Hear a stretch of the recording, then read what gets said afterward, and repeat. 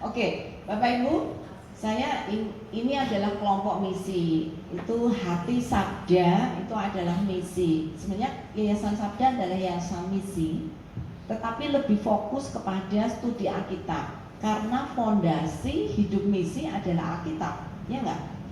Bukan karena kita melakukan misi dengan keinginan kita, tapi karena panggilan yang Alkitab berikan pada kita, ya. Karena itu Yayasan Bagas sangat berbeban sekali dengan pelayanan misi dan sangat menghormati Bapak Ibu yang bergerak dalam bidang misi.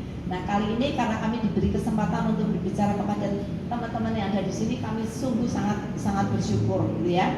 Bapak Ibu, dunia sekarang sudah memasuki era baru. Saya nggak tahu, saudara merasa nggak nih? Hidup kita sudah berubah nggak sejak beberapa tahun terakhir secara khusus? Dunia digital mengubah banyak sekali hal. Saudara mungkin ada, saya nggak pernah, maksudnya saya, apalagi tadi ada Bapak yang tanya AI gitu ya, sudah pakai AI belum? Bapak Ibu di sini menganggap diri gaptek nggak? Hah? Oh iya, oh gaptek ya. Ya, tapi Bapak Ibu gaptek atau nggak gaptek, mau nggak mau akan ikut arus dunia yang sekarang ini lebih ke digital ya Bapak Ibu ya. Nggak bisa disangkali lagi, Bapak Ibu mau beli tiket kalau nggak pakai digital, sekarang sudah nggak ada tuh toko jual tiket ya. Kalaupun Bapak Ibu pergi ke tempat jual tiket, mereka juga akan pakai digital. Nah, karena itu Bapak Ibu, saya ingin, kerinduan kami dari Yayasan Bagas Sabda membuka wawasan Bapak Ibu terkhusus untuk masuk ke dunia misi, bukan ke dunia yang lama, tapi dunia yang baru. Bahkan kalau bisa dunia yang akan datang itu seperti apa sih gitu ya. Apakah pelayanan misi akan terus menerus sama seperti sekarang? Kalau iya, terus yang Bapak Ibu layani siapa? Karena orang-orang yang lama kan pelan-pelan udah habis nih Bapak Ibu. Yang ada sekarang siapa? Orang-orang baru, orang-orang digital. Nah, karena itu Bapak Ibu, kami ingin memperkenalkan dunia yang sangat penting sekali bagi pelayanan misi. Ya, kalau Bapak Ibu bilang, sorry, belum ya? Oke.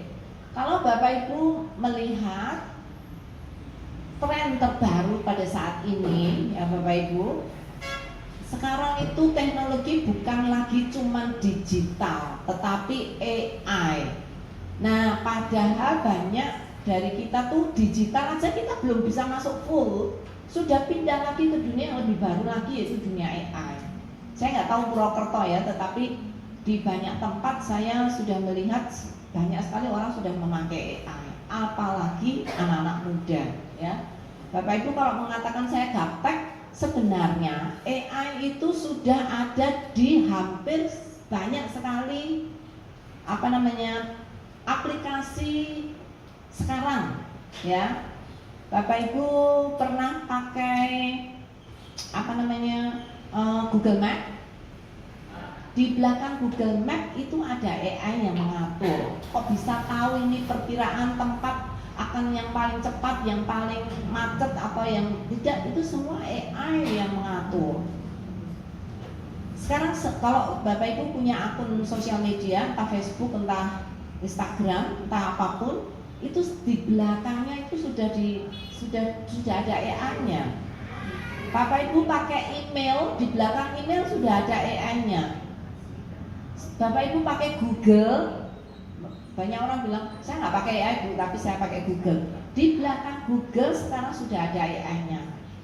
Bapak Ibu, hampir semua pelayanan digital umum itu semuanya pakai AI.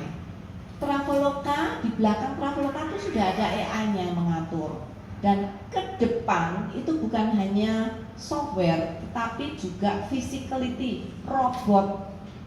Bapak Ibu pasti sudah mulai sering dengar ya tentang robot. Robot itu nanti akan mendunia Bapak Ibu. Nah, sekarang saya ingin memperkenalkan kepada Bapak Ibu pelan-pelan. Tadi Bapak sudah bilang ya, pelan-pelan dari nol, karena ada yang benar-benar gaptek, ada yang mungkin sudah pakai AI. Oke. Jadi AI itu sudah ada di mana-mana dan sudah dipakai Dan masalah mau atau tidak mau itu beda ya, tapi semua orang sekarang sudah pakai AI. Di WA Bapak Ibu itu sudah ada Meta, itu AI. Bapak Ibu pakai kamera memfoto, kok hasilnya kok bisa bagus, tajam, itu dari mana? AI juga. Bahkan sekarang saudara kalau foto dengan HP yang baru ya, itu ketika difoto tuh muka Bapak Ibu bisa halus, bagus. Itu juga dari AI. Jadi Bapak Ibu kalau dibilang Bapak Ibu tidak pernah pakai AI itu sebenarnya tidak sadar saja. Sebenarnya sudah pakai AI tanpa Bapak Ibu sadari, itu ya. Bahkan tukang sayur pun sudah pakai AI loh Bapak Ibu.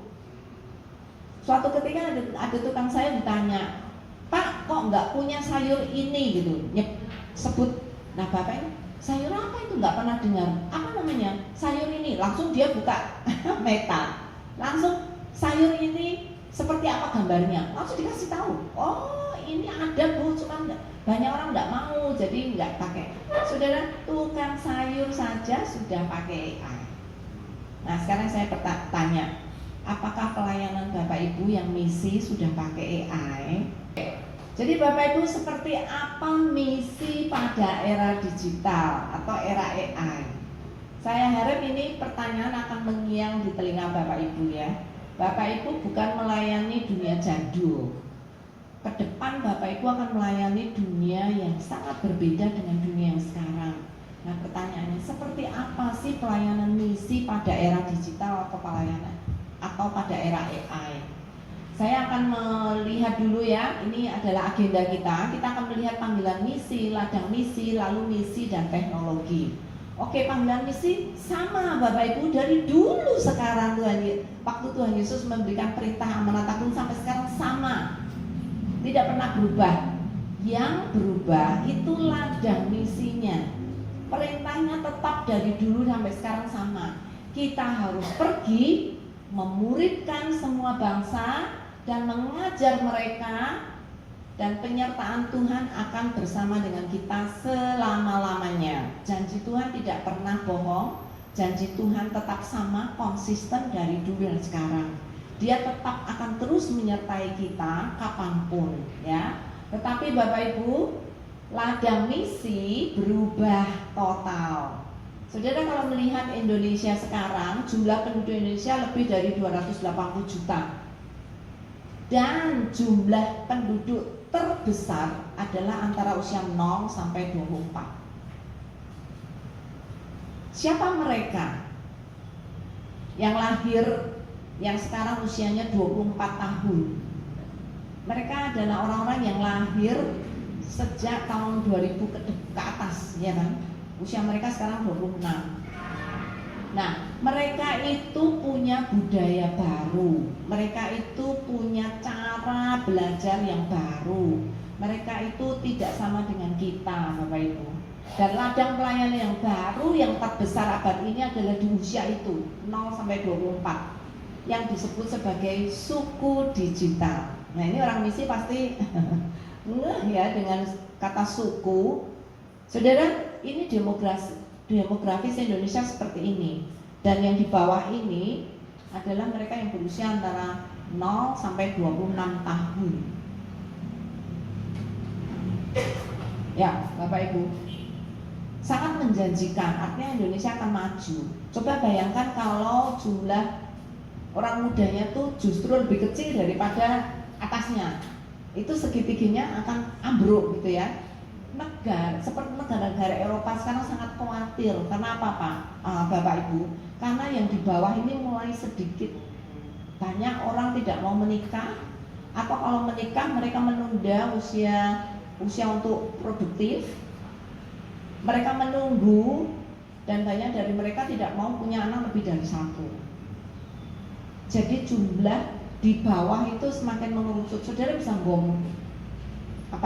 bisa goleng ya, karena jumlah di bawah itu harus besar untuk kuat menyangga generasi berikutnya. Karena itu orang Eropa bahkan mendatangkan orang dari berbagai negara untuk datang ke Eropa untuk mau bekerja, khususnya yang muda. Kalau yang tua nggak mau, mereka mau yang muda-muda saja. Karena angkatan kerja mereka menjadi sangat sedikit karena jarang orang sekarang mau punya anak. Bahkan banyak sekali yang tidak mau menikah, gitu ya. Karena itu Bapak Ibu, Indonesia masih luar biasa. Masa depan sangat menjanjikan. Karena mereka usia produktif itu akan menjadi angkatan kerja yang sangat besar nantinya. Itu ya Bapak Ibu. Nah, saya akan masuk nih namanya suku digital. Apa itu Bu suku digital? Pernah mendengar istilah ini, suku digital? Kenapa disebut suku Bapak Ibu? Ini orang misi harus tahu dong, kenapa menyebut suku?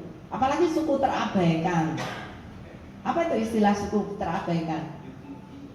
Ya, apa artinya? Ya, betul. Etnos, ya. Kenapa dibilang terabaikan, Pak? Ya, belum terjangkau. Nah, Bapak Ibu, banyak sekali dari kita sadar, mungkin tidak sadar ya, sudah mengabaikan anak-anak usia bawah. Pelayanan Bapak Ibu kan selalu ke pasutri atau yang lebih tinggi kan, tidak pernah melayani ke bawah. Coba sekarang saudara lihat, kalau itu yang terjadi ke depan, saudara, ini orang-orang suku digital ini benar-benar akan terhilang dari gereja.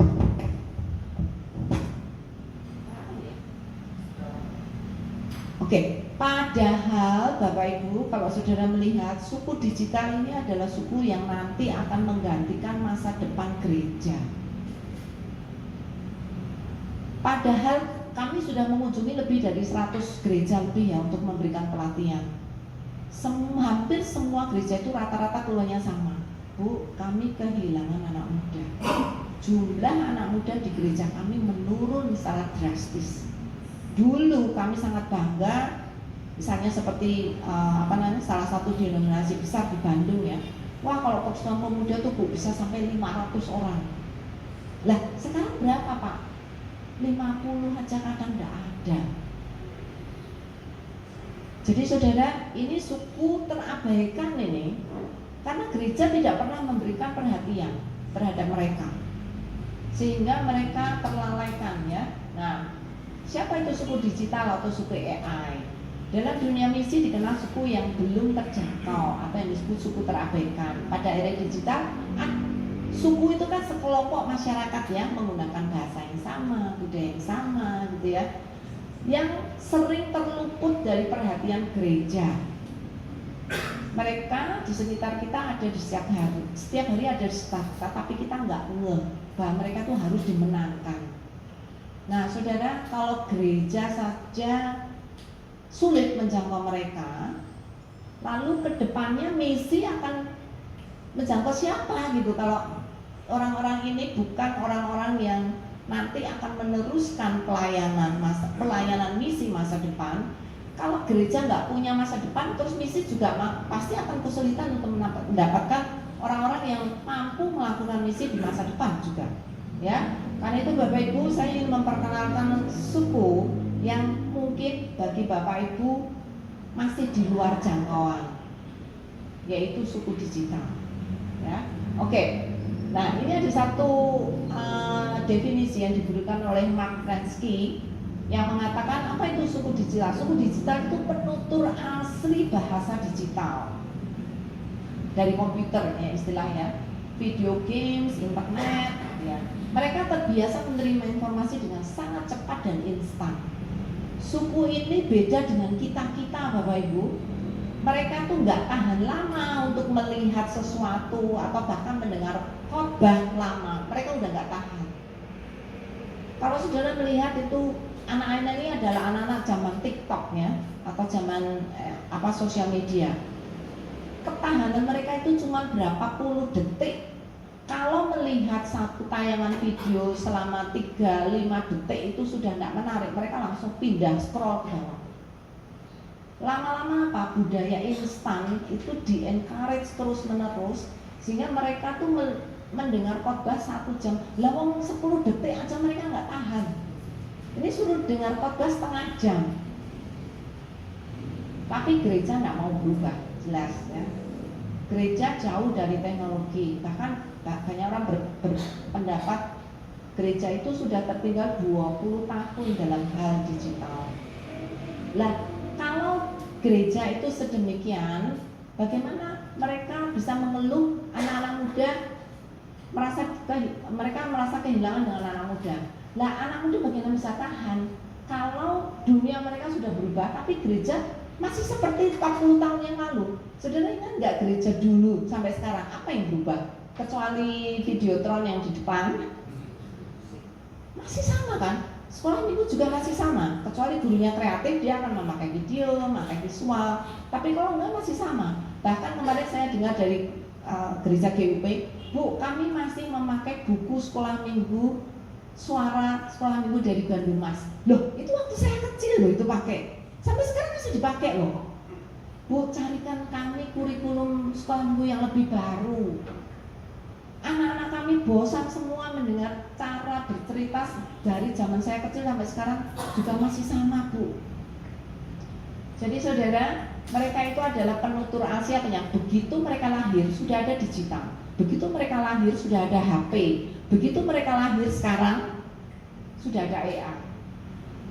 Sehingga mereka tidak mungkin lagi bisa mengikuti cara kita mengenal Tuhan seperti kita dulu, ya.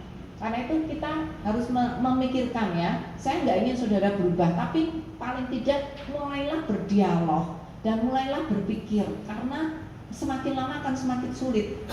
Dan saudara, suku digital benar-benar menjadi suku yang terabaikan. Ya, oke. Siapa suku digital di statistik ini, Bapak Ibu? Nah, baby boomers itu mungkin mereka yang berusia 60 tahun ke atas ya. Kemudian generasi X, generasi Y. Nah, beberapa tahun terakhir ini generasi Z itu sangat gencar sekali dibicarakan. Saudara tahu nggak, generasi Z sudah uzur. Sekarang yang dibicarakan adalah generasi Alpha dan generasi Beta. Itu mereka yang usia remaja ke bawah. Jadi Gen Z saja dianggap sekarang sudah masuk, karena mereka sudah masuk angkatan kerja, karena sudah 20 tahun ke atas.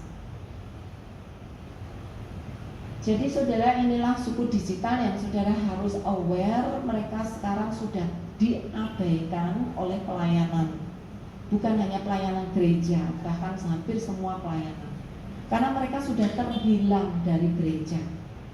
Jumlah mereka, Bu, kalau sekarang tuh melayani anak remaja susah sekali. Kalau saya bisa mendapatkan satu anak remaja saja dalam 1 bulan masuk ke gereja remaja baru, itu sudah seperti pesta. Saudara, ini perlu kita pikirkan bersama. Lalu mereka-mereka yang sekarang bergerak dalam pelayanan misi, generasi mana yang saudara akan jangkau? Kalau semakin lama jumlah orang yang percaya semakin sedikit, ya. Oke, Bapak Ibu, suku digital dalam era misi, kalau saya nggak akan punya waktu banyak menjelaskan ya. Mereka adalah generasi Z yang masih dikelompokkan di situ gitu ya. Mereka adalah digital native, tumbuh bersama internet, multimedia, sosial media. Mereka sangat mandiri, sangat ekspresif, suka kebebasan, suka otentisitas. Mereka itu peduli dengan isu-isu global. Kenapa Bapak Ibu? Karena sekarang informasi melimpah. Saudara nggak tahu, anak-anak remaja sekarang sudah lebih tahu daripada saudara. Apa yang terjadi di dunia mereka lebih tahu daripada kita. Anak-anak remaja sekarang kalau tanya apapun tidak pernah tanya kepada orang tuanya. Mereka bisa tahu dari semua informasi di internet. Orang tua sekarang mengeluh, Bu, kami sudah kehilangan otoritas terhadap anak-anak kami. Mereka tidak pernah lagi nanya kami. Mereka bisa membuat keputusan sendiri. Mereka sudah lebih mandiri. Dan apa yang mereka suka seringkali bukan sesuatu yang kita sukai, gitu ya. Mereka sangat cepat, mereka sangat visual. Kalau saudara diocehin, saudara ngocehinnya itu mau berapa lama ya Bapak Ibu, dengan suara keras sampai suara lembut, mereka nggak mau dengar. Tapi kalau saudara kasih gambar, mereka langsung buka mata. Karena mereka adalah generasi visual Bapak Ibu, ya. Mereka tidak bisa dengan teks-teks panjang, jangan haraplah. Kalau saudara mau memenangkan mereka, itu nggak bisa brosur yang isinya tuh semua tulisan. Blas nggak akan dibaca, akan dibuang. Hanya kalau ada gambar yang menarik baru mereka perhatian. Ya, jadi saudara, mereka juga generasi real time. Artinya apa? Mereka tuh bisa melihat informasi itu nggak perlu pakai koran. Mereka langsung melihat dari internet dan berita terbaru mereka pasti lebih tahu daripada kita semua. Mereka lebih aktif. Ya. Saudara, berapa jam mereka hidup di layar atau di dunia internet? Dari statistik saudara, 7 jam dalam sehari mereka tuh melihat layar HP. Itu sebabnya mereka tahu semua informasi apa saja yang terjadi saat ini, karena mereka orang real time, bukan berita yang kemarin. Banyak orang tua, saya kasih lihat anak saya itu nggak ada berita baru. Kenapa? Itu sudah sebulan yang lalu. Orang tuanya pegel, mau ngomong dengan anak itu susah karena semua berita apa dia sudah lebih tahu daripada kita. Kita nggak punya bahan pembicaraan dengan anak-anak. Ya, Bapak Ibu. Nah, generasi Alpha dan Beta lebih lagi Bapak Ibu. Mereka lahir pada era digital, bahkan sudah ada AI. Mereka belajar dengan teknologi dan interaktif. Mereka peduli dengan lingkungan dan isu sosial. Mereka punya tantangan yang sangat besar, yaitu fokusnya rendah banget, tidak bisa lama-lama. Saudara kalau mau ngomong dengan remaja, pastikan saudara ngomong kurang dari 5 menit. Kalau sudah ngomong lebih dari 5 menit ke depannya itu telinga sudah kemana-mana Bapak Ibu, nggak akan didengerin. Jadi saudara harus bikin berita yang atau pembicaraan yang pendek, padat, berisi dan dilakukan kurang dari 5 menit. Kalau tidak mereka selebihnya itu kayaknya dengerin saudara sih, tapi telinganya udah nggak di situ, udah kemana-mana. Ya.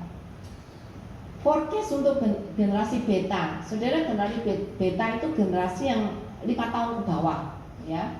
Mereka paling AI native, mereka lahir sudah ada AI. Bapak ibu yang anak-anak kecil lahir di bawah 5 tahun, saudara sudah kasih HP, dia sudah tahu bagaimana dia akan mencari berita. Karena itu semua pakai algoritma AI, sehingga dia tahu kalau dia klik ini, nanti dia akan dapat ini yang sama. Karena itu memang hitungan algoritma yang anak kecil lebih tahu daripada kita. Kalau kita masih gini, loh ini kok bisa muncul, aku nggak cari kok bisa muncul ya. Kita masih bertanya-tanya. Anak-anak kecil mereka sudah nggak tahu, udah tahu itu AI yang mengatur, ya. Jadi saudara, mereka belajar berbasis XR dan AI adaptif. Jadi pakai visual yang sangat luas sekali. Identitas mereka unik karena mereka punya kehidupan yang sudah sangat dipengaruhi oleh dunia digital. Mereka, kesulitan dari mereka adalah menjaga antara teknologi dan relasi nyata. Anak-anak sekarang saudara sering sulit membedakan antara dunia nyata dan dunia maya. Mereka mulai kabur. Ini benar atau nggak benar di dunia nyata mereka sudah tidak tahu karena sudah tercampur dengan luar biasa. Bapak Ibu, tantangan misi di dunia untuk suku digital atau di era digital. Belum banyak dunia misi yang memberi perhatian terhadap suku terabaikan, suku digital. Dan pelaku misi tidak menguasai teknologi atau AI. Kemudian 3, kurangnya penjangkauan terhadap misi ladang misi digital. Saudara, kalau di dunia misi sekarang ya, jumlah penduduk di dunia maya dan di dunia nyata itu lebih banyak di dunia maya loh Bapak Ibu. Jadi kita di dunia misi, kalau kita mau pergi penjangkauan kan biasanya kita cari wilayah daerah yang belum terjangkau, yang sulit dijangkau, yang remote gitu ya. Jumlahnya semakin sedikit loh Bapak Ibu, ya enggak? Dunia yang saudara jangkau itu semakin sedikit karena mereka sudah terbuka dengan semua informasi yang ada. Hampir tidak ada lokasi sedikit lah Bukan berarti nggak ada, tapi yang belum mendapat perhatian dari pemerintah atau masyarakat secara umum, gitu ya. Padahal kalau lihat penduduk dunia maya itu jumlahnya jauh lebih banyak yang bisa dijangkau daripada mereka yang ada di dunia nyata. Kenapa? Karena mereka pergi ke dunia maya itu karena mereka sedang mencari identitas, mereka sedang mencari arti hidup, mereka sedang mencari yang namanya spiritualitas, bahkan mereka mencari Tuhan di dunia internet. Tapi yang melayani di dunia internet sedikit sekali. Saya kalau tanya satu persatu, Bapak, Ibu punya pelayanan di dunia internet enggak? Ada? Contohnya apa? Facebook, ya, pasang ini ya Pak, feed untuk ayat-ayat Alkitab atau kesaksian atau apa gitu ya Pak ya? Atau bahkan itu karena Bapak masih muda ya, jadi punya perhatian terhadap orang-orang ini ya, atau paling tidak karena terlibat di dunia teknologi sehingga Bapak punya punya target. Ada orang-orang yang bisa dijangkau lewat sosial media. Saudara, ladang misi terbesar abad ini adalah dunia internet. Dunia internet sekarang menjadi ladang misi terbesar, tapi diabaikan oleh gereja, diabaikan oleh sebagian besar yayasan Kristen. Semuanya mencari yang di dunia nyata. Padahal kalau setiap kita hidup di dunia internet 3 jam saja, itu kita lebih banyak hidup di dunia maya loh daripada dunia nyata. Apalagi anak muda. Dan tidak memahami munculnya penyakit digital dalam masyarakat yang dilayani. Banyak dari kita kadang melihat ya, ini keluarga ini kenapa broken home gitu ya, kenapa anak mereka punya sakit mental gitu ya. Kan sekarang ada banyak statistik wellness ya, ada banyak anak remaja dideteksi penyandang penyakit mental yang nggak kelihatan, bukan gila, tapi misalnya dia susah berelasi dengan orang lain, dia suka menyendiri, ya. Banyak tanda-tanda penyakit mental yang kita abaikan, kita anggap dia anak muda memang kayak gitu. Tapi sebenarnya tidak sehat itu. Tidak punya teman lagi, teman-temannya semua ada di dunia internet. Kalau lihat dari akunnya, wah temannya 1000, 2000, bahkan 4000. Tapi di antara mereka tuh cuma yang nyata tuh cuma beberapa. Yang benar-benar mereka relasi secara nyata tuh sedikit sekali, nggak sampai 3000 seperti yang ada di akun mereka. Orang tua pernah nanya, lu temanmu followermu Pak Kehman ya, kok banyak men? Ada 3000 lebih. Emang kamu kenal? Enggak. Pernah ketemu face to face? Enggak. Dunia mereka itu dunia maya dan teman-teman mereka semua dunia maya, dan itu yang mempengaruhi hidup mereka. Jadi saudara, anak-anak muda sekarang sudah mulai meningkat ya. Mereka dimuridkan oleh dunia internet lebih banyak daripada dimuridkan oleh siapapun. Sudah coba bayangkan kalau satu hari itu 2 jam TikTokan, siapa yang ngajar mereka? Ya TikTokan itu. Padahal itu yang di TikTok kan bukan semuanya Kristen. Kebanyakan mereka dimuridkan oleh dunia lewat dunia internet. Jadi saudara, ketika penyakit digital muncul, kita kadang masih nggak aware. Ini, ya anak saya introvert, dia nggak punya banyak teman, dia suka di kamar menyendiri sendiri. Mereka anggap itu ya anak muda sekarang seperti itu kok. Saudara, itu penyakit digital. Kenapa? Karena mereka hidup terus-menerus di dunia maya, sehingga sudah tidak relevan lagi dengan dunia nyata. Orang tua menganggap itu zaman sekarang anak memang kayak gitu. Itu nggak sehat. Dan banyak sekali anak yang nggak sehat itu adalah karena akibat pengaruh digital. Termasuk sekarang orang tuanya, waduh saya kalau suruh ngomong sama anak saya susah, udah ibu aja yang ngomong sama anak saya. Itu orang tua loh. Saudara, banyak sekali tanda-tanda yang tidak sehat di dalam masyarakat. Teman-teman dari dunia misi masih nggak ngeh kalau itu tuh sebenarnya karena digital. Ya, oke, kita akan lanjut dulu ya. Karena itu, karena saya nggak bisa berlama-lama menjelaskan ya, layanilah mereka nih, teman-teman yang ada di dunia digital. Termasuk sekarang emak-emak, nenek-nenek itu pun sekarang hidup di dunia maya loh Bapak Ibu. Ada satu emak bilang, nanti saya ada acara. Loh, acara apa? Saya harus ngikutin perkembangan di TikTok. Ada pendeta yang hampir seusia saya, Bu, saya sudah kecanduan. Kecanduan apa Pak? Media sosial. Saya kalau udah masuk TikTok, Bu, saya nggak bisa berhenti. Terus scroll nggak habis-habis. Sama, oh ini berguna, oh ini bagus, oh ini saya simpan, oh ini saya nanti lihat nanti. Terus nggak terasa Bu, saya harusnya 1 jam untuk mempersiapkan khotbah. 1 jam dan 2 jam tiba-tiba hilang, saya nggak merasa. Jadi saudara, apakah dunia misi sekarang aware dengan masalah ini? Banyak sekali gereja dan juga pelayanan misi mencoba masuk untuk anak-anak muda, tapi mereka ingin mengeluarkan anak muda dari dunianya. Jangan HP-an, ayo jangan main HP ya.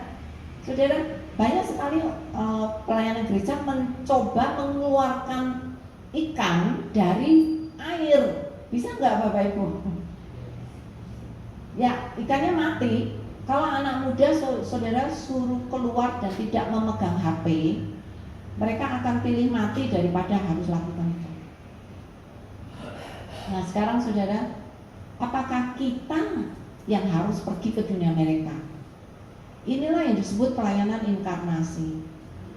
Saudara masuk ke dunia orang di mana yang saudara layani. Nah padahal kita nggak ngerti teknologi, kita nggak ngikutin teknologi, kita gaptek. Bagaimana kita bisa melayani orang-orang yang saat ini lebih banyak hidup di dunia internet? Ya. Nah ini pertanyaan dasar Bapak Ibu, suku digital AI ada di mana? Ada di digital. Bagaimana mereka berkomunikasi dengan digital? Bagaimana mereka berinteraksi secara digital?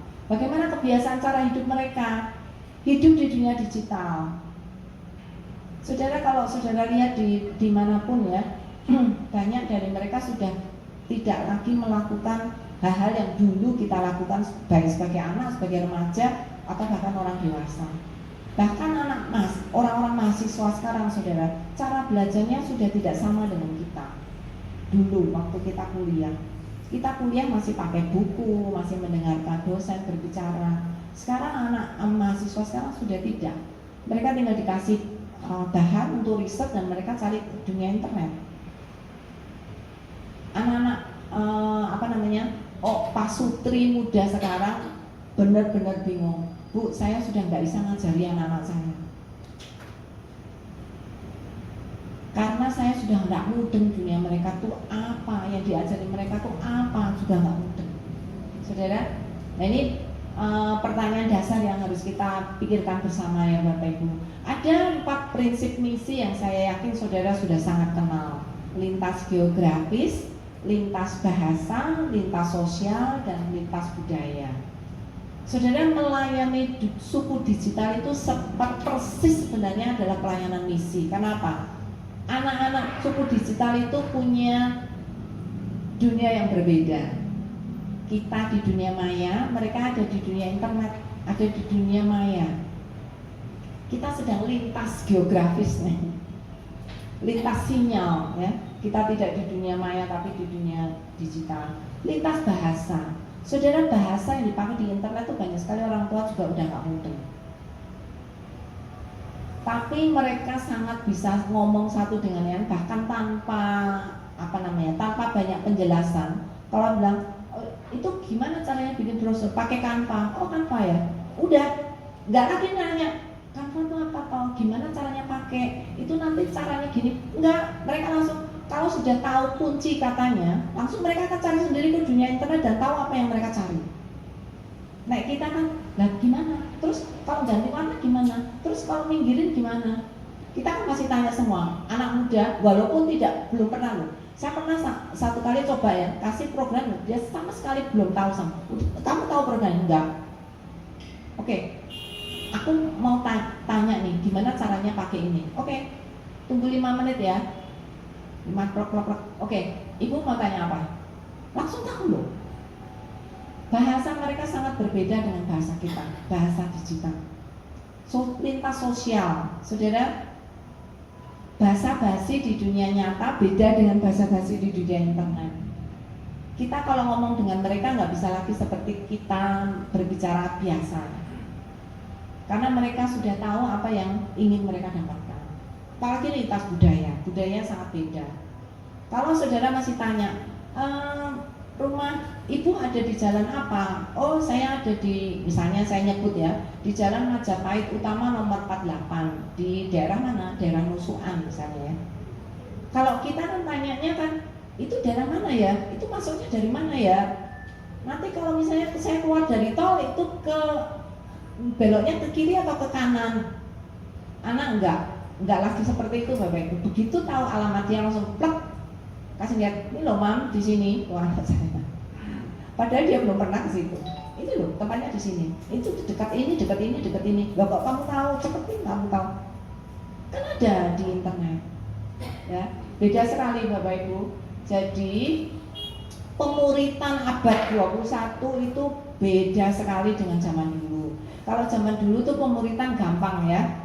Kita pakai masukkan prinsip-prinsip Alkitab ke dalam kepala kita, lalu menyentuh hatinya. Kalau sudah menyentuh hatinya, maka tangan kakinya akan jalan sendiri. Wah, udah itu beres ya. Itu prinsip 3H. Head, heart, and hands. Hands itu artinya tindakan ya. Jadi kalau kita sudah ngomong dan dia menangkap, hatinya akan tertangkap oleh firman Tuhan, maka nanti tangannya akan gerak dengan cepat. Saudara, prinsip pemuritan ini sudah tidak berlaku lagi sekarang. Sekarang menjadi 4H. H yang satu apa Bapak Ibu? H yang satu apa? Mosok. Betul sekali Pak. Betul sekali, HP. Sekarang kalau saudara mau memuridkan orang, muridkan dulu HP-nya. Karena HP itu sudah menjadi identitas bagi mereka, terutama suku digital. Semua apa yang mereka refleksi tentang dirinya sendiri, mereka dapatkan semua dari HP. Jadi HP itu sudah menjadi identitas mereka. Pernah di satu kelompok remaja saya diminta untuk membawakan firman, terus kita sedang membicarakan masalah kekhawatiran. Kemudian saya berikan pilihan ke mereka. Apa yang paling kamu khawatirkan dalam hidup ini? Saya kasih pilihan 4. Saudara akan kaget. Pilihan yang paling banyak dipilih mereka apa? Kalau kehilangan HP. Kekhawatiran apa ya? Bukan kekhawatiran kalau nanti mama papa bertengkar, nanti cerai, udah nggak lagi. Kalau nanti papa mama marah, aku dapat uang, nggak lagi. Tapi kehilangan HP itu bagi mereka itu ketakutan yang paling besar. Saudara mau menginjili orang seperti ini gimana? Ya, oke, HP. Jadi kalau saudara mau memuridkan manusia digital sekarang, muridkan dulu HP-nya. Saudara harus bisa berkoneksi mereka dengan HP, ya.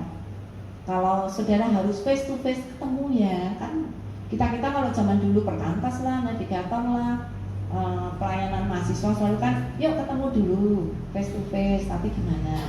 Sekarang saudara, kalau mereka sudah bisa berkomunikasi dengan HP mereka, baru mereka mau ketemu. Saudara, anak-anak sekarang pergi ke gereja jarang ya. Banyak dari mereka, kamu kok nggak ke gereja, kenapa? Aku ke gereja tante. Kok nggak ke gereja? Ke gereja. Loh kok nggak kelihatan kemarin? Loh saya gereja online. Saudara, cara memenangkan anak untuk bisa datang secara fisik ke gereja, caranya gimana? Mereka harus comfortable dulu melihat saudara secara online. Dia bilang, kalau saya tertarik dengan gereja itu, saya datang sekali, oh bagus. Besok saya akan datang lagi, secara online. Nggak mau dia datang langsung. Kedua, oh bagus. Terus dia coba kontak secara online dengan gereja itu. Wah, ternyata dapat jawaban. baru mungkin nonton khotbah keempat, baru mereka mau datang ke gereja. Kalau mereka sudah merasa comfortable, baru mereka secara fisik mau datang ke gereja. Itu cara. Nah, padahal dunia gereja itu menghindari internet. Bagaimana anak-anak bisa datang ke gereja? Di dunia internet aja mereka nggak eksis gitu. Padahal mereka cari dulu di dunianya maya eksis nggak? Kalau eksis dan saya ternyata dapat respons dan saya comfortable, saya baru mau datang secara fisik. Jadi saya encourage gereja-gereja eksislah di dunia internet supaya anak muda bisa datang. Kalau sudah nyaman nanti baru akan datang secara fisik. Ya. Nah, tapi sekarang 4H pun sudah tidak berlaku loh Bapak Ibu. Betul, kita masih mengejar ini ya. Sekarang sudah tidak lagi. 5H. H yang terakhir apa Bapak Ibu? H yang terakhir apa? Ada yang mau mencoba menebak? High tech.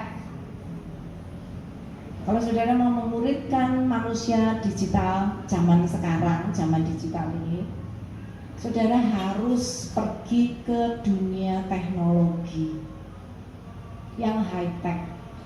Teknologi menjadi relasi, menjadi dunia sosial bagi mereka. Terutama sekarang adalah AI. Ya, saudara. Nah, ini prinsipnya. Jadi penginjilan 5H itu untuk menjangkau, dan pemuritan 5H itu juga menjadi satu bentuk baru pelayanan misi. Jadi kunci untuk suku digital adalah head, heart, hand, tapi juga HP dan harta. Ya, Bapak Ibu. Nah, oke, misi dan suku digital. Pelayanan misi harus mau beradaptasi dan proaktif belajar teknologi digital atau AI untuk mendekati, menjangkau generasi digital atau AI. Kalau saudara ingin menjangkau anak-anak di atas umur di bawah umur 40, saudara harus mau beradaptasi untuk belajar teknologi. Karena disitulah saudara bisa nyambung dengan mereka, ya. Nah, kapan? Ya sekarang. Walaupun sudah ketinggalan, lebih baik ketinggalan daripada tidak sama sekali. Ya, oke. Kenapa? Saudara tanya, saya nggak perlu tahu AI, saya nggak butuh kok AI.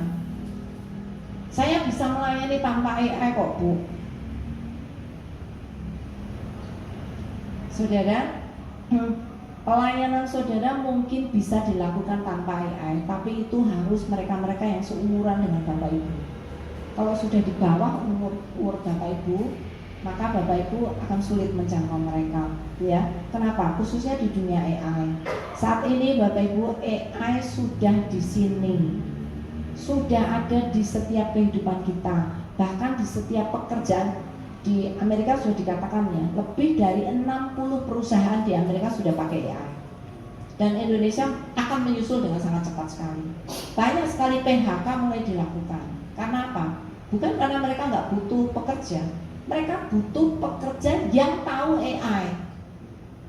Jadi bukannya sekarang orang sulit mendapatkan pekerjaan, kalau saudara nggak belajar AI, saudara akan sulit sekali mendapat pekerjaan karena semua perusahaan membutuhkan orang yang tahu tentang AI. Bukan perusahaan tidak butuh, yang tidak butuh adalah mereka yang tidak tahu teknologi. Itu akan tersingkirkan dan mereka akan melakukan tugas-tugas yang tidak ada hubungannya dengan teknologi. Ya. Jadi Bapak Ibu, AI is here, sudah hidup dan sekarang dalam pekerjaan, suka tidak suka saudara harus belajar. Yang kedua, AI ini akan stay selama-lamanya loh Bapak Ibu. AI ini bukan tren. Oh nanti AI akan hilang sendiri kok, tidak ada. Enggak, AI akan tinggal selama-lamanya. Nanti sampai saya mati AI masih ada, sampai Bapak Ibu mati AI juga masih ada, sampai anak cucu Bapak Ibu mati AI masih ada. Saudara mau belajar nanti atau sekarang sama saja, akan ada selama-lamanya, lebih cepat lebih baik, tidak akan hilang. Pak Ali mengatakan Bapak Ibu, AI itu menjadi listrik baru zaman ini. Saudara bisa hidup tanpa listrik? Saudara tidak pakai tidak usah AC lah. Saudara nggak pakai kipas angin aja udah nggak bisa hidup. Saudara Saudara nggak punya rice cooker aja sudah nggak bisa bikin nasi. Jadi saudara, AI itu akan menjadi listrik baru. Artinya semua yang saudara pakai nanti akan memakai AI. Tidak ada yang tidak pakai AI. Sama seperti listrik. Ya. Nah, karena itu AI telah mengubah karena sudah memakai AI, semua cara kita belajar sudah berubah. Sudah tidak, bahkan guru-guru sekarang tanya, nanti kita masih akan punya posisi enggak ya? Apakah guru akan tergantikan oleh AI? Sudah ada di Amerika, sudah ada di Eropa juga sudah ada sekolah yang sama sekali tidak ada guru, dan itu malah justru sekolah yang paling mahal. Semua gurunya sudah diganti dengan AI. Yang ada adalah fasilitator, bukan guru. Karena guru itu cuma mengerti sedikit, tapi internet atau AI itu tahu lebih banyak daripada kita manusia. Jadi sudah mengubah cara kita belajar, sudah mengubah cara kita mengajar. Guru sudah tidak lagi mengajar seperti dulu. Dan saudara, sudah mengubah cara kita melayani. Dan nanti udah pasti akan mengubah cara kita melayani misi. Saudara, mulai berpikir ke depan lah, karena orang-orang yang kita layani itu sudah tidak sama seperti dulu, ya. Karena itu hadapi perubahan yang sangat cepat dan sangat drastis ini. Supaya apa? Pelayanan misi masih bisa eksis ke depan. Kalau tidak, pelayanan misi benar-benar akan terhapuskan. Ayo beradaptasi sekarang, proaktif, karena dunia ini sudah menjadi dunia digital, dan ke depan, bukan hanya ke depan, bahkan sekarang sudah menjadi dunia generasi AI. Nah, kita karena itu Bapak Ibu, mau nggak saudara masuk ke dunia yang asing bagi Bapak Ibu, tapi itu ternyata penting untuk pelayanan misi Bapak Ibu? Ya?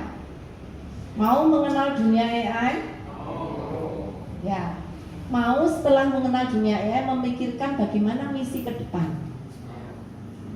Karena perlu kurikulum baru, perlu cara baru melayani misi.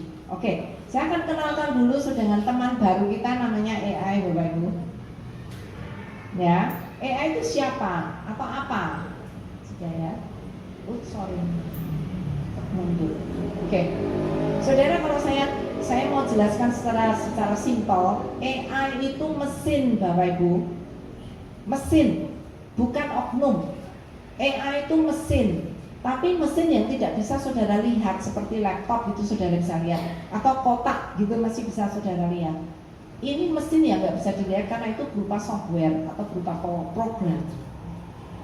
Saudara mungkin, loh kan itu robot Bu. Iya, itu robot kan cuma tampilannya. Di belakang robot itu ada program yang menjalankan robot itu. Ya. Tetapi keistimewaan dari AI itu adalah mesin yang bisa berpikir seperti manusia, dan mesin yang bukan hanya bisa belajar dan berpikir, itu mesin yang bisa mampu mengerjakan tugas-tugas yang biasa dilakukan oleh manusia. Nah, kalau saudara, mesin kok bisa belajar sih? Betul Bapak Ibu, mesin bisa belajar. Saudara kalau punya motor saudara nabrak tembok, bisa nggak saudara bicara sama mesin motor saudara, besok lagi tidak boleh nabrak tembok ya, sekali ini saja boleh, habis ini tidak bisa menabrak tembok? Tidak bisa. Tapi AI bisa. Misalnya ya, AI, kamu kalau ngasih aku tuh jawaban panjang-panjang, bisa nggak? Aku tuh nggak suka jawaban panjang, kasih jawaban yang pendek, padat, berisi, maksimal misalnya 500 kata. AI tahu loh, habis itu dia nggak akan berikan saudara panjang-panjang. Kalau saya bilang, AI, aku tuh nggak bisa bahasa Inggris, saya mau kamu kalau ngomong dengan saya pakai bahasa Indonesia. Sejak itu tidak akan pernah lagi pakai bahasa Inggris. Dia akan selalu pakai bahasa Indonesia. Kecuali saudara minta untuk berubah. Saudara, AI itu disuruh apa saja akan manut dengan saudara. Karena dia bisa belajar dan bisa berpikir. Saudara pencet tambah reasoning, maka ia akan muter-muter. Itu bukan karena cari sinyal, tapi dia akan kontak dengan AI yang lain dan dia akan kumpulkan hasil yang lebih baik dan memberikan jawaban kepada saudara jauh lebih baik dari sebelumnya. Itu dulu nggak bisa, sekarang bisa. Saudara, AI semakin lama semakin pintar. Kecerdasan apa yang bisa digantikan oleh AI? Menulis, menganalisa. Saudara misalnya dikasih dua benda, ya, atau dua konsep. Oke, misalnya, ini hanya misalnya. Oke, konsep keselamatan agama Islam dan konsep keselamatan agama Kristen. Saudara tanya AI, tolong bandingkan dua konsep ini dan jelaskan ke saya perbedaannya apa. Dia akan langsung jelaskan. Menganalisa sangat bagus sekali. Bahkan saudara kasih foto, ini foto apa namanya, perempuan penyiar. Yang satu juga, menurut kamu tampilan mana yang paling bagus, yang cocok untuk menjadi penyiar? Dia akan kasih. Saudara, apapun yang saudara kasih, dia akan analisa dengan sangat bagus. Baik itu kata, baik itu definisi, baik itu konsep, baik itu prinsip, dia bisa akan jelaskan. Dan banyak lagi saudara, termasuk sekarang menjadi multimodal. Artinya apa? Bukan hanya teks, sekarang bisa gambar, bisa media, bisa audio, bahkan bisa video. Jadi saudara semakin cerdas. Kenapa kok bisa sangat cerdas sekali? Karena apa? Karena ya itu minimal terjadi dua hal. Satu, machine learning, mesin yang bisa belajar. Yang kedua, itu large language model. Kenapa kok ya bisa tahu semuanya? Saya kasih konsep apapun, saya kasih pengetahuan apapun dari dunia apapun, dia tahu. Dari dunia arsitek, dari dunia ekonomi, dari dunia apapun, dia tahu semuanya. Kenapa? Karena dia ditraining dengan data yang sangat besar sekali, sangat besar sekali. Seluruh data internet plus. Saudara, kan ada orang bilang ya, orang yang paling berkuasa itu bukan orang yang punya uang, tapi orang yang punya informasi atau data yang paling banyak. Dan AI itu bisa menguasai. Banyak orang pikir, oh ya data di internet. Saudara, kalau saya tanya saudara, berapa buku yang pernah saudara baca? 100? Saudara membaca buku lebih toh bu, sekarang sudah usia segini kok cuma 100. Oke, 200, 300 buku. Pernah doa SD, SMP, SMA, sampai mahasiswa, sampai oke, taruh kata deh 500 buku Bapak Ibu sudah pernah baca. Sekarang saya tanya, berapa dari 500 buku itu yang Bapak Ibu ingat isinya?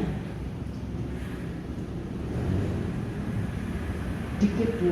Satu buku mungkin cuma satu paragraf atau satu bab, paling banter satu bab saya masih ingat. Atau bahkan orang bilang, ya tahu bu, judulnya tok. Saudara, AI itu membaca puluhan juta buku yang ada di internet dan ingat semuanya. Saya hanya ingin mengatakan pada saudara, AI itu very powerful karena dia punya data yang sangat banyak. Makanya ketika kamu bisa jelaskan konsep konsep baptis untuk denominasi Pantekosta dengan denominasi Reform misalnya. Wah, dia tahu. Saudara tanya, penyakit ini dan penyakit ini itu penyebabnya apa? Ya, langsung tahu. Saudara, dari dunia medis sampai dunia ekonomi, sampai dunia hukum, sampai dunia apapun. Saudara, sekarang level AI itu bukan level S1 pengetahuannya. Sekarang sudah mencapai doktor, itu sudah diukur Bapak. Levelnya tuh level doktor untuk semua bidang ilmu. Jadi saudara mau tanya apapun AI itu dia tahu. Sangat tahu. Ini parameter saya nggak akan jelaskan ya Bapak Ibu. Jadi saudara, teknologi sudah mengubah banyak cara kita belajar, mengajar, melayani. Saudara, kalau saya ini kira-kira 2 tahun yang lalu, AI umurnya sejak ChatGPT keluar itu sudah 3 tahun dan itu sudah berlipat kali ganda. Kalau saudara lihat ini ya, itu tahun 2022 itu mulai ChatGPT keluar, itu 175 miliar parameter. Sekarang sampai GPT-5 2025 itu sudah menjadi agensi, sudah tidak bisa diukur lagi parameternya. Jadi perkembangan AI dari tahun ke tahun itu semakin besar dan semakin pintar. Dan sekarang sudah tidak bisa mengalahkan siapapun. Makanya dari champion untuk catur sekarang suruh main catur dengan AI kalah. Apapun yang saudara kan, bahkan sekarang robot main olahraga itu pun sekarang mulai dites dan robot bisa jauh lebih pintar daripada manusia dalam berolahraga. Ya, Bapak Ibu. Oke, jadi teknologi sudah mengubah semuanya. Saudara, AI is the future. Saudara nggak mau tahu future, silahkan. Tapi saudara akan ketinggalan. Dunia ke depan adalah AI. Bahkan orang bilang bukan ke depan Bu, sekarang pun sudah. Kalau kita enggak, itu artinya kita yang ketinggalan, ya. Jadi saudara, generasi ke depan adalah generasi AI. Pedulikah misi dengan dunia yang sekarang ini sudah sangat berubah, terutama untuk memenangkan generasi AI. Karena generasi yang tua akan hilang, yang sedang akan muncul dan sudah muncul adalah generasi AI. Jadi saudara, kalau kita mau mengenal AI, kita harus mengenal manfaatnya, juga mengenal bahayanya. Ya, manfaatnya banyak tadi ya, bisa mengolah teks apa saja. Tolong buatkan saya surat resmi untuk misalnya Pemkot. Dia akan memakai bahasa Pemkot yang dibutuhkan. Mau pakai bahasa hukum bisa. Atau kalau saudara, saya ingin berbicara dengan anak 7 tahun tentang keselamatan. Dia akan memberikan bahasa yang sangat simpel untuk anak 7 tahun. Tapi, saya akan akan mempertahankan disertasi saya. Tolong berikan pertanyaan yang sesuai dengan pertanyaan akademis yang sesuai dengan level PhD untuk saya bisa latihan untuk mempertahankan disertasi saya. Dia akan kasih pertanyaan yang sangat rumit dan sangat bagus sekali. Jadi saudara, AI bisa melakukan apa saja. Ya, tapi saya sudah memberikan contoh-contohnya. Bisa mengolah gambar. Saudara kasih AI itu teks, lalu minta AI untuk bikinkan itu menjadi audio. Orang berbicara bisa. Dulu nggak bisa, sekarang bisa. Jadi saudara kali teks, nanti teks itu kan dibaca oleh AI menjadi audio. Atau kebalikannya, saudara punya audio, saudara ingin itu menjadi teks, kasih AI, langsung AI akan ganti itu menjadi teks. Mudah sekali AI. Itu dalam hitungan detik loh. Ya, jadi saudara akan sangat luar biasa, semakin multimodal. Sekarang saudara kasih deskripsi gambar, tolong AI gambarkan saya anak kecil yang sedang berdiri di depan gereja dan dia membawa buku dan dia pakai baju ini, tinggi anak itu atau umur anak ini sekian. Dia langsung akan berikan gambar seperti yang saudara inginkan. Ya. Bisa mengganti bahasa tadi dengan cepat. Saya punya renungan, Pak Pendeta ya, atau punya bahan mengajar untuk orang dewasa. Gimana caranya ini dipakai untuk anak remaja? Pakai bahasa gaul. Dalam hitungan detik, renungan itu jadi pakai bahasa gaul. Saudara nggak perlu mikir banyak, ya. Atau saya ingin ini untuk penginjilan ke suku misalnya Toraja. Saya nggak tahu ya sebaik apa AI dengan Toraja. Kemungkinan cukup oke. Kalau saya ingin menginjili dengan suku Toraja, kata-kata apa yang harus saya pakai yang menjadi kunci pemahaman mereka tentang keselamatan? Langsung dia akan kasih bahasa Jawa, bahasa Jawa sangat bagus sekali. Jadi saudara, manfaatnya banyak ya, bukan hanya untuk pelayanan ibadah, mencarikan lagu yang tepat, kata-kata yang tepat, untuk persiapan khotbah, untuk penerjemahan Alkitab. Sekarang ini saudara, ini terutama untuk mereka yang sedang euforia dengan Alkitab Banyumasan ya Pak ya. Penerjemahan Alkitab dulu untuk perjanjian baru itu rata-rata antara 8 tahun sampai lebih. Nah, ini Banyumasan 20 tahun ya Pak ya. Organisasi misi di dunia sekarang sudah mulai memakai AI. Dulu yang dikerjakan dalam 8 tahun bisa diminimalis menjadi 3 tahun atau bahkan kurang. Dan sekarang kalau sudah punya perjanjian baru dan akan memakai perjanjian lama, AI bisa memakai perjanjian baru, khususnya tata bahasanya, stylenya, gaya bahasanya, dan lain-lain, bisa membuat perjanjian lama dengan jauh lebih cepat. Kalau sudah ada teks perjanjian baru, membuat perjanjian lama, AI bisa menolong untuk membuat draftnya, bukan untuk membuat selesai. Prosesnya tuh rumit sekali, tetapi draft pertama itu bisa dilakukan dengan AI. Habis itu baru dengan sentuhan tangan manusia. Itu bisa menghemat puluhan tahun untuk menerjemahkan Alkitab. Jadi tadi suami saya mencoba berbicara dengan teman-teman dari tim penerjemah Banyumasan ya. Apakah ada kepikiran untuk memakai AI untuk menolong membuat draft, bukan membuat Alkitab jadi, draftnya saja, sehingga tinggal mengedit. Nah, mengedit jauh lebih cepat dong ya Pak, daripada membuat dari nol, sama sekali tidak. Nah, mereka masih belum terlalu tahu tentang AI ya kita maklum ya. Tapi semoga suatu ketika nanti akan menerima itu dan penerjemahan perjanjian lama bisa jauh lebih cepat, karena Bapak Ibu yang melakukan tim ini bukan lagi menjadi penerjemah, tetapi menjadi editor, karena draftnya sudah dibuat oleh AI ya, menjadi editor yang lebih baik. Oke, untuk sekolah minggu banyak sekali yang sudah sangat dibantu ya. Kemudian untuk studi Alkitab, untuk manajemen gereja, AI bisa membuat statistik kehadiran jemaat, entah itu umur berapa, ranking laki-laki perempuan, bisa dalam hitungan detik untuk 1 tahun membuat asal ada datanya ya. Data kehadiran jemaat itu bisa dihitung dalam hitungan detik.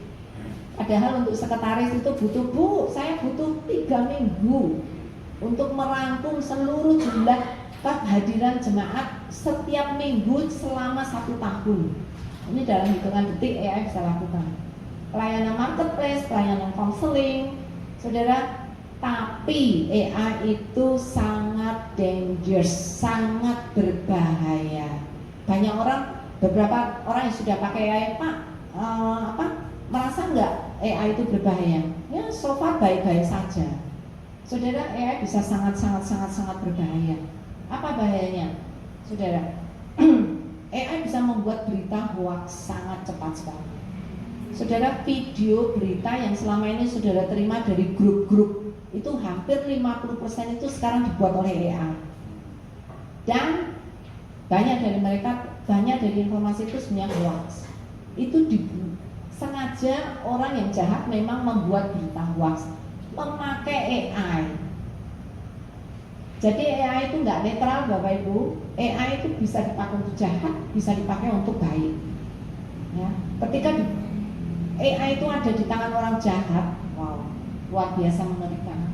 Dan banyak orang sudah kecanduan. Karena apa? Cara memakai AI-nya salah, sehingga mereka menjadi sangat tergantung dengan AI. Sekarang kalau nggak tanya AI, dia nggak punya rasa percaya diri, selalu tanya AI. Bahkan untuk mikir sendiri sudah nggak bisa, karena memakai AI dengan cara yang salah. Kemudian membuat malas. Betul, kalau tidak diberikan edukasi yang benar, AI bisa membuat kita malas dan berpikiran dangkal. Dan AI itu berhalusinasi, biasnya sangat besar sekali. Kalau kita nggak aware, kita percaya apa saja yang dikatakan oleh AI, padahal nggak selalu. Saya sudah beberapa kali membuktikan, sampai saya marah dengan AI-nya. Kamu tuh nggak tahu informasi, kok berani-beraninya. Oh maaf, gitu. Dia bisa minta maaf loh. Oh maaf, kalau ibu punya data yang lebih baik, nanti saya akan update. Padahal saya nanya tentang satu organisasi, saya pengen tahu tentang organisasi itu. Organisasi ini organisasi saya apa? Terus dia kerjasama dengan luar negeri tidak? Kalau ada, siapa kira-kira orang yang terlibat di dalamnya? Dia kasih semuanya. Terus saya mulai melihat, loh, ini orang saya kenal, nggak mungkin dia berafiliasi dengan ini, karena dia orang Amerika, dia orang Indonesia, dan yang organisasi Indonesia ini saya tahu tidak ada afiliasi. Lalu saya cek, betul, ternyata tidak ada. Lalu saya bilang ke AI, orang ini tidak ada hubungannya dengan yayasan ini. Oh maaf, berarti informasi saya kurang tepat. Kalau ibu punya informasi lebih baik, kasih ke saya, nanti saya akan update. Jadi saudara, banyak orang tuh nggak ngeh loh. Kemarin waktu kami Baru kemarin di STTII Purwokerto ada kita kan latihan untuk bagaimana melakukan studi Alkitab. Lalu dia baca hasilnya. Ternyata hasilnya itu banyak sekali dari teologi liberal yang meragukan tentang siapa penulis Kejadian.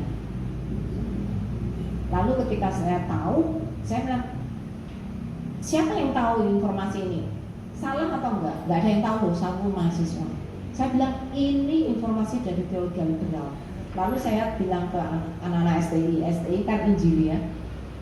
Sekarang tambahkan di promo pendapat dari kaum Injili. Baru semuanya berubah total isinya. Jadi saudara, AI bisa sangat halusinasi dan saudara bisa disesatkan tanpa saudara tahu. Melanggar privasi keamanan data, banyak sekali orang-orang yang membuat AI tujuannya adalah untuk mengambil data. Jadi saudara harus hati-hati. AI yang mana yang saudara pakai? Melegalkan pragmatisme, cyber, senjata militer. Saudara, sekarang itu Iran dan Israel perang-perangan itu sudah nggak pakai manusia lagi ya. Hampir semuanya pakai drone dan saling dor. Itu yang menentukan itu AI, mana yang harus didor, mana yang tidak, mana yang harus dibunuh, yang tidak. Kenapa Israel bisa membunuh 2 orang ada di mobil, satu tok yang kebunuh, yang satu enggak? Karena memang sudah diprogram oleh AI, sudah dikasih informasi apa yang harus di. Orang ini face-nya ini pakai face recognition untuk bunuh orang itu.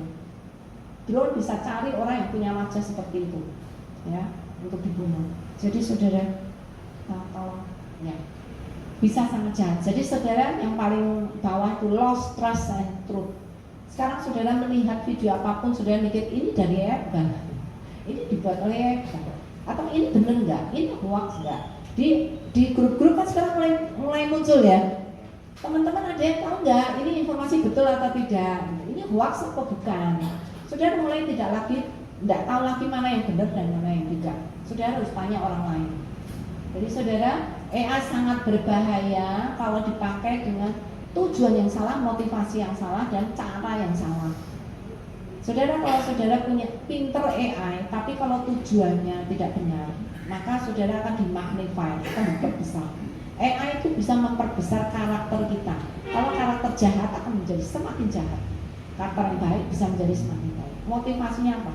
Anak-anak mahasiswa, kenapa mereka senang memakai AI? Kalau tanya, tujuannya apa kamu memakai AI? Karena saya mau dapat nilai bagus tanpa belajar. Pengkhotbah, bapak-bapak pendeta, kenapa pakai AI untuk mempersiapkan khotbah? Karena saya nggak punya waktu. Dan supaya saya kelihatan akademis di hadapan jemaat, jadi saya pakai AI. Saudara, kalau tujuan saudara memakai salah, maka saudara akan dihancurkan oleh AI. Ya. Tapi kalau saudara punya tujuan yang benar, motivasi yang benar, dan cara yang benar, AI bisa sangat bermanfaat. Jadi kalau saudara pakai AI, tanya dulu, motivasi saya apa? Karena saya nggak mau repot, saya nggak mau susah, saya nggak mau banting tulang, saya nggak mau ya. Kalau saudara sudah mulai pragmatisme, menggampangkan apa, ya supaya gampang lah, supaya nggak usah lama-lama lah. Kalau itu sudah menjadi motivasi saudara, hati-hati, ya, karena AI bisa menghancurkan saudara, ya. Karena itu dari Yayasan Baka Sabda menolong saudara untuk pergi ke jalan yang benar, yaitu untuk Tuhan. Apakah tujuan saudara memakai AI adalah untuk Tuhan? Apakah motivasi saudara memakai AI adalah untuk Tuhan? Untuk memuliakan Tuhan? Apakah cara yang saya pakai benar itu saya pakai untuk Tuhan? Kalau ya, saudara, itu akan sangat menolong, ya, supaya saudara tidak terjerumus. Jadi saudara, orang Kristen harus belajar AI dengan bijak untuk satu tujuan, yaitu memuliakan Tuhan. Jadi ukurannya Bapak Ibu, sebelum saudara memakai AI, kami menyarankan saudara memakai AI itu karena memang toh saudara akan pakai gitu loh. Ya enggak? Saudara nanti suatu ketika pasti akan pakai lah. Anak muda apalagi, kemarin saya tanya anak-anak di STTII, siapa di sini yang sudah pakai AI? Diem, pertama diem. Habis itu, apakah semua pakai AI? Ya. Jadi mau angkat tangan sudah males. masa kayak gitu ditanya? Kita semua udah tahu lah pakai AI. Jadi semua kayak iya. Dan ternyata mereka sangat salah cara memakainya. Jadi kemarin mereka sangat berterima kasih, makasih banyak Bu. Sekarang kami tahu bagaimana memakai dengan baik. Ya. Jadi untuk memuliakan Tuhan. Kalau saudara tahu saudara memakai AI ini akan menghancurkan orang lain, jangan pakai. Kalau saudara pakai AI ini untuk menggampangkan dan saya tidak mau rekoso atau tidak mau bekerja dengan keras, jangan pakai. Kalau saudara memakai AI ini adalah untuk saudara tidak tidak mau repot, hati-hati. Kenapa tidak mau repot? Kalau itu hal yang nggak esensial, oke. Tapi kalau hal yang esensial itu belajar misalnya, supaya saya belajarnya cepat. Loh, belajar cepat dan tidak cepat itu apa bedanya? Saudara harus bergumul dulu ya, harus berpikir. Ya. Jadi memuliakan Tuhan menjadi kunci Bapak Ibu. Kalau saudara tidak memuliakan Tuhan, langsung lepaskan AI, jangan pakai AI. Ya. Karena Tuhan akan disakitkan oleh saudara. Karena itu ya Sembah Kesadaran punya moto AI for God. Ingat logo ini Bapak Ibu. Kalau kita memakai AI, pakailah itu untuk Tuhan. Kalau tidak Bapak Ibu, Tuhan akan disakitkan dan pelayanan saudara akan menjadi korban. Ya. Nah untuk tujuan dan motivasi kami nggak bisa ngajarin Bapak Ibu. Motivasi kan dari hati Bapak Ibu. Kami nggak bisa lihat hati orang. You pakai apa? Anak mahasiswa bertanya, loh saya pakai ini untuk saya belajar. Tapi di dalam hati ternyata karena aku nggak mau susah, karena aku mau dapat nilai bagus tanpa belajar. Saya nggak tahu kan. Jadi tujuan dan motivasi saudara tanggung jawab itu dengan Tuhan. Tapi cara kami bisa ngajarin. Nah, siang hari ini kami ingin ngajarin saudara bagaimana memakai AI dengan cara yang benar, supaya saudara paling tidak diminimalis lah korban memakai AI itu menjadi semakin sedikit. Walaupun tetap pasti ada Bapak Ibu, masih ada, tapi paling tidak menjadi lebih sedikit, gitu ya. Jadi kita akan belajar bersama bagaimana berbicara dengan AI, terkhusus yang belum pernah. Siapa yang benar-benar belum pernah memakai seperti ChatGPT, Gemini, atau Cloud, atau Meta? Ada? Ada? Semua sudah pakai berarti? Ya? Oh belum pernah satu orang yang ngaku, yang lain sudah pernah semuanya. Oke, Pak Max, saya ingin undang Pak Max untuk menolong kita belajar memakai.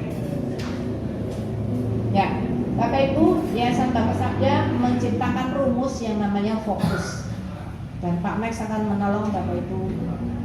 Ya, Pak Max akan menolong Bapak Ibu untuk belajar menggunakan AI atau berbicara dengan AI dengan benar.